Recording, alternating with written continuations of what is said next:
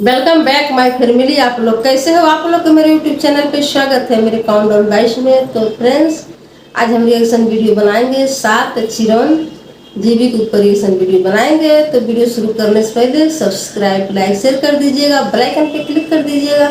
आने वाली हर एक वीडियो की नोटिफिकेशन आप लोग को मिलती रहेगी। तो वीडियो स्टार्ट करते हैं। स्टार्ट। इस वर्ड्स को पढ़ने के बाद आप लोगों को इसमें से कई सारे नाम सुने सुने से लग रहे होंगे, राइट? आज से कई साल पहले इस धरती पे ऐसे लोगों ने कदम रखा है जो इतने साल बाद आज भी हमारे बीच में मौजूद है। ये लोग कहाँ हैं? ये एक मिस्ट्री जरूर है, लेकिन ये लोग हैं, ये एक सच्चाई है।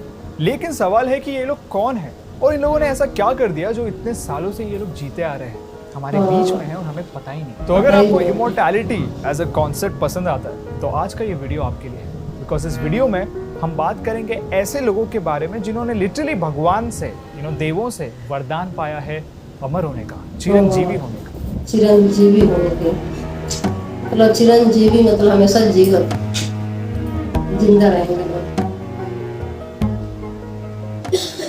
अश्वत्थामा, महाभारत की अगर बात हो और अश्वत्थामा का मेंशन ना हो, ऐसा हो नहीं सकता। गुरु द्रोण के बेटे अश्वत्थामा एक चिरंजीवी, एक इमॉर्टल होने के साथ साथ he was also one of the अवतार ऑफ 11 रुद्रास। गुरु द्रोण एक बेटा चाहते थे और इसीलिए वो तपस्या कर रहे थे, जिसके चलते शिवजी ने खुश होकर गुरु द्रोण को वरदान के तौर पे एक बेटा दे दिया और उस बेटे को चिरंजीवी, अमर होने का वरदान दिया। और सिर्फ इतना ही नहीं, इस बच्चे के फोरहेड पे एक ऐसा मणि था, the wearer of which ceased to have any fear from any living beings lower than humans and was even safe from weapons, from hunger, from diseases. लेकिन फिर जब अश्वत्थामा बड़े हुए, he went on to become friends with Duryodhana and इस दोस्ती की वजह से और पावर हासिल करने की भूख की वजह से उन्होंने महाभारत के युद्ध में कौरवों की साथ, और उसके बाद क्या हुआ ये हम सब जानते हैं।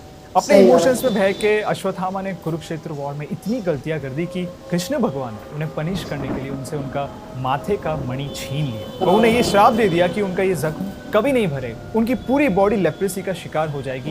It will also be covered by पस एंड अल्सर्स। कृष्ण भगवान ने यह भी कहा कि अश्वत्थामा अपनी पूरी जिंदगी एक रोगी बन के जिएंगे और कोई उनकी मदद के लिए नहीं आएगा, कोई उन्हें फूड या शेल्टर तक प्रोवाइड नहीं करेगा, because anybody who comes near him will be disgusted of. लेकिन सबसे सरप्राइजिंग बात यह है कि कुछ साल पहले एक थियरी सामने आई थी जिसमें मध्य प्रदेश के एक डॉक्टर ने यह क्लेम किया है कि ही हैज सीन अश्वत्थामा। उस डॉक्टर ने यह कहा कि कुछ साल पहले उसके पास एक पेशेंट आया था जिसके सर पे, जिसके फोरहेड पे एक अनयूजुअल सा वुंड था। उसने ये भी बताया कि इतने सारे ट्रीटमेंट और मेडिसिन के बाद भी वो जख्म बढ़ नहीं रहा। तो एक दिन चेकअप करते करते डॉक्टर ने उस पेशेंट को मजाक मजाक में पूछ लिया कि आपके माथे का वुंड बढ़ नहीं रहा, क्या आप अश्वत्थामा तो नहीं? और बस उसके बाद जो हुआ वो बहुत शॉकिंग था। डॉक्टर ये क्लेम करते हैं कि जैसे ही उन्होंने ये पूछा, वो इंसान, वो पेशेंट वहां से गायब हो गया। इतना ही नहीं, उसको पूरे स्टाफ में से किसी ने बाहर जाते हुए नहीं देखा। और सिर्फ ये एक थियरी नहीं है, अश्वत्थामा को लेके कई सारी थियरीज एग्जिस्ट करती है। लेकिन आप मुझे बताइए, आपको क्या लगता है, ऐसा हुआ होगा? नहीं? कॉमेंट्स में बता। लॉर्ड हनुमान, जैसे अश्वत्थामा महाभारत के लेजेंडरी कैरेक्टर्स में से एक है, वैसे ही लॉर्ड हनुमान रामायण के सबसे बड़े वीर हैं। हनुमान जी श्री राम के सच्चे भक्त थे and he was always meant to be with. जब रावण सीता मैया को एबडक्ट करके लंका ले गए थे, उस वक्त श्री राम काफी चिंतित थे, काफी मिजरेबल स्पेस में थे, क्योंकि लंका काफी दूर था और वहां तक का जो फासला था वो काफी कठिन था। लेकिन क्योंकि हनुमान जी उड़ सकते थे, उन्होंने इस लंबे फासले को तय किया और रावण के महल के अंदर अशोक वाटिका में सीता मैया को ढूंढ लिया। अब इसके बाद कई सारी थियरीज है जो ये बताती है कि हनुमान जी को इमोर्टैलिटी कैसे मिली। कुछ स्क्रिप्चर्स के अकॉर्डिंग ये माना जाता है कि जैसे ही हनुमान जी ने सीता मैया को खोज लिया, उनसे ये कहा कि वो राम जी के दूत है, उनके साथी है, तो out of happiness and gratitude Sita मैया ने उन्हें अमर होने का वरदान दे दिया। इसके अलावा जब रामायण के सारे कैरेक्टर्स को मोक्ष प्राप्त हुई थी, तो उस समय हनुमान जी ने देवों से ये रिक्वेस्ट की थी कि उन्हें इस धरती पे तब तक रहने दिया जाए जब तक कि इस धरती पे राम जी का नाम लिया जा रहा है। इसीलिए आज भी अगर कोई सच्चा भक्त राम जी का नाम लेता है तो हनुमान जी वही पाए जाते हैं। इनफैक्ट ये भी कहा जाता है कि जब भी इस धरती पे राम कथा होती है तो उस समय हनुमान जी सबसे पहले आने वाले और सबसे आखिर में जाने वाले इंडिविजुअल लॉर्ड होते हैं।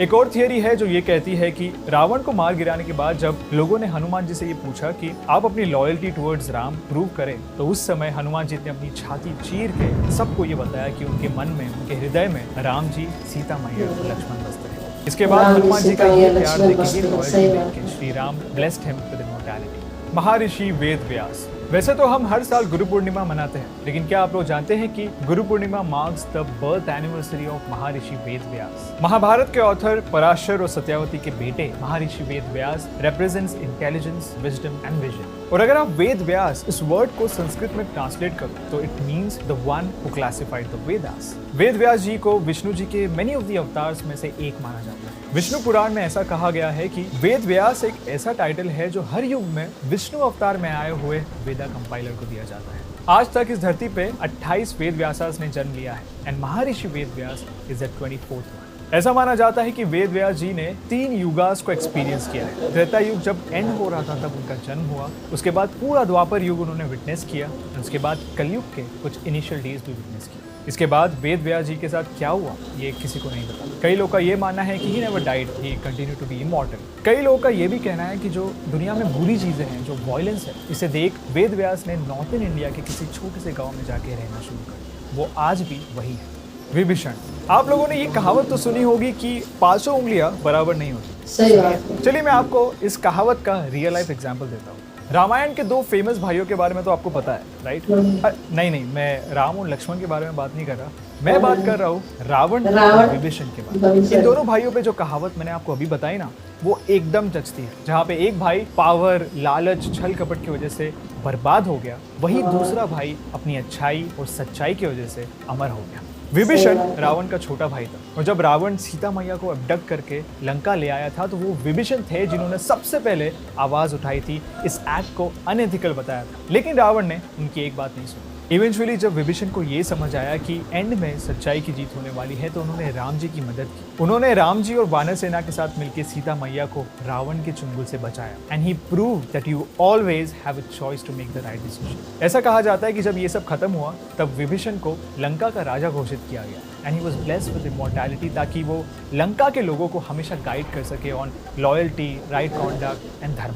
परशुराम विष्णु जी के छठे अवतार है and he is also considered as one of the most destructive avatar. Parshuram एक एक्सट्रीमली स्किल्ड वॉरियर माने जाते हैं, उसके साथ साथ सारे अस्त्रास्त्र, शास्त्र और डिवाइन वेपन के मास्टर भी। यही नहीं, वो वन मैन आर्मी के नाम से भी जाने जाते हैं। He was born in a ब्राह्मण फैमिली एंड ऐसा माना जाता है कि उनका जन्म दुनिया से सारी बुराई मिटाने के लिए हुआ था। लेकिन ऐसा माना जाता है कि परशुराम इमॉर्टल है और आज भी हमारे धरती पे मौजूद है। लेकिन क्यों? क्योंकि कल्कि पुराण के अकॉर्डिंग जब कलयुग का अंत होने वाला होगा तब विष्णु जी अपने आखिरी अवतार में, कल्कि अवतार में प्रकट होंगे एंड तब Parshuram will re-emerge as a martial guru and as a martial guru he will guide the कल्कि avatar on how to use astras, shastras and divine weapon, जिसके चलते दुनिया की सारी बुराई खत्म हो जाएगी। महाबली, जो बलि के नाम से जाने जाते हैं, एक असुरा किंग है और हिंदुइज्म में पाए जाने वाले 3 वर्ल्ड्स दैट इज त्रिलोका, उसके राजा भी हैं। बलि को देखने के बाद Indradev, who is considered as the king of devas, उनके मन में बलि को लेके एक अनहेल्दी सा एरोगेंस डेवलप हुआ, जिसके चलते वो विष्णु जी के पास गए और विष्णु जी से ये रिक्वेस्ट की कि वो बलि को सबड्यू करें। With no other choice Vishnu ji ने वामन अवतार लिया और वो बलि के पास गए और बलि के पास जाके विष्णु जी ने कहा कि उनके फीट के 4 स्टेप से कवर होने वाले लैंड वो उन्हें दे। अब वामन अवतार का साइज देख के बलि ने तुरंत हाँ बोल दिया, लेकिन वो कहता है ना दैट यू शुड नॉट जज the book by its cover. यहाँ पे वही हुआ। Within the 3 steps Vishnu ji के वामन अवतार ने तीनों वर्ल्ड को कैप्चर कर लिया और उसके बाद Bali had no option but to surrender. लेकिन बलि के दिए हुए वर्ड के मुताबिक अभी एक स्टेप बाकी था, राइट? तो विष्णु जी ने बलि से पूछा कि इस लास्ट स्टेप का क्या किया जाए। इस पर विदाउट इवन थिंकिंग ट्वाइस बलि नील डाउन होकर उन्होंने अपना सर पेश कर दिया। इसे देख विष्णु जी इतने खुश हुए कि उन्होंने बलि को अंडरवर्ल्ड में तो बैनिश कर दिया, लेकिन उसे एक वरदान भी दे दिया इमॉर्टैलिटी का, making him a chiranjeevi. By the way, हर साल एक दिन वो धरती पर आते हैं अपने सब्जेक्ट से मिलने और उस दिन को एज ओनम सेलिब्रेट किया जाता है। कृपाचार्य महाभारत के सबसे इंपॉर्टेंट कैरेक्टर्स में से एक है और क्यों ना हो, उन्होंने महाभारत के यंग प्रिंस को वॉरफेयर और उससे रिलेटेड टेक्निक सिखाई थी। अगर मैं आपको कृपाचार्य के बारे में कुछ बैकग्राउंड दूं तो आप लोग ये जान के शॉक हो जाओगे that he was not born from a human woman. Yes, you heard me right. In fact उनका जन्म हुआ था उनके पिता शरदवान के ग्राउंड पे गिरे हुए सीमेंट से, which made him a really special character throughout the Mahabharat. मतलब ऐसी बात नहीं है कि महाभारत में और कोई कैरेक्टर नहीं है जो ह्यूमन वूम की जगह एक्स्ट्राऑर्डिनरी तरीकों से पैदा हुआ है, लेकिन ऐसी क्या बात है जो कृपाचार्य को स्पेशल बनाती है? वेल, ये है बिकॉज ऑफ हिज एटीट्यूड। वो बिल्कुल भी किसी भी तरीके की पार्शियलिटी को पसंद या प्रमोट नहीं करते थे। He was a very dignified person. कई स्टोरीज ऐसी हैं जो ये बताती है कि कृपाचार्य को ये पता था कि कौरवों की तरफ से लगी ये युद्ध की आग पॉइंटलेस है। लेकिन फिर भी उन्होंने अपनी ड्यूटीज फुलफिल की और महाभारत के इस युद्ध में उन्होंने कौरवों की साइड ली, बिकॉज वो कौरव ही थे जिन्होंने कृपाचार्य को बेसिक नेसेसिटीज से वंचित किया था, जैसे कि खाना मकान। तो फिर क्वेश्चन आता है कि कृपाचार्य को इमोर्टैलिटी मिली कैसे। एक थियरी हमें ये बताती है कि कृपाचार्य का अनबायस्ड और इम्पार्शियल एटीट्यूड देख के कृष्ण भगवान ने उन्हें इमोर्टैलिटी का वरदान दे दिया था। तो ये थे स्क्रिप्चर्स के अकॉर्डिंग वो 7 कैरेक्टर्स जो अपनी अच्छाई या फिर अपनी बुराई की वजह से इमोर्टल बनते हैं। तो फ्रेंड्स वीडियो खत्म। तो फ्रेंड्स इस वीडियो में दिखाया मतलब 7 जो मतलब सत्ययुग के, कलयुग के, द्वापर के, मतलब जो कृष्ण भगवान जब द्वापर में आए थे तो मतलब हनुमान जी के धरती पे छोड़ के मतलब चले गए। फिर वो ऋषि मुनि जो थे बता रहे हैं वो एक और मतलब ऋषि मुनि थे परशुराम, मतलब इस हनुमान जी तो मतलब है ही है। तो मतलब ऐसे 7 जाने हैं, मतलब 7 जाने धरती पे हैं। अब कहाँ पे है कहाँ पे नहीं।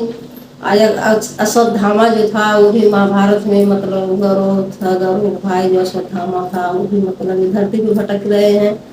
तब जब कलयुग के, जब विष्णु भगवान के जब जन्म होगा, कलयुग में आएंगे कलिकी बन के, तब सबको उद्धार होगा।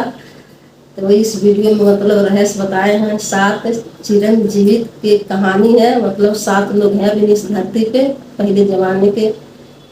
तो कहाँ है, किस हाल में है, अभी भगवान के रूप है, कहीं भी होंगे, घूमते होंगे, हम सबको साथ होंगे। सही बात है, वही रक्षा कर रहे हैं धरती पे रह के कलयुग में हम सबकी रक्षा करते हैं। तो ये कहानी है। तो मतलब अश्वत्थामा के बारे में कैसे बताएं, मतलब कि कितना मतलब लड़ाइयाँ करे थे, कितना परेशानियाँ कर रखे थे, परेशान करते थे महाभारत में। तो कृष्ण जी कैसे श्राप दे दिए थे, तो उसी श्राप की वजह से इस धरती पे भटक रहे हैं। जब विष्णु भगवान जब कल्कि का अवतार लेके आएंगे तब मेरे ख्याल से उनका उद्धार होगा। और उनके मत्थे पे जो मणि था वो भी निकाल लिए हैं। मतलब बहुत दुख भरी कहानी है उनकी। वैसे ही मतलब घूमते फिरते रहते हैं, वो भी बहुत दर्द में होंगे, क्या कर सकते हैं। अब वो सब भगवान की कहानी है, जब भगवान आएंगे तब उनका उद्धार करेंगे। तो सही बात हुआ इस धरती पे भगवान के बीच भी क्या क्या हुआ है, कितना मतलब सुन के मतलब अच्छा लगता है कि देखो भगवान भी मतलब इतने संघर्ष करे हैं, इतने सब मतलब लड़े हैं। किसके लिए लड़े हैं, ये सब हम लोग के लिए इतने सब करे हैं कि राक्षसों जो थे बहुत अत्याचार करते थे, मर जाएंगे तो समाप्त हो जाएंगे। तो कम से कम जो हमारी जनता है, जो हमारे जो लोग हैं सही से रहेंगे। तो भगवान कितना सोचते हैं हम सबके लिए। हम सबके लिए हनुमान जी को छोड़ के गए हैं, इस धरती पर रह के सबका कल्याण करो, सबका उद्धार करो, सबका रक्षा करो, देखभाल करो। तो सही बात हुआ, कितना सोचते हैं हमारे भगवान। तो यही बात है, हमारे भगवान की कहानी है यही। तो फ्रेंड्स सब्सक्राइब, लाइक, शेयर कर दीजिएगा, बेल आइकन पे क्लिक कर दीजिएगा। आने वाली हर एक वीडियो की नोटिफिकेशन आप लोग को मिलती रहेगी। तो मिलते हैं नेक्स्ट वीडियो में। Bye bye friends.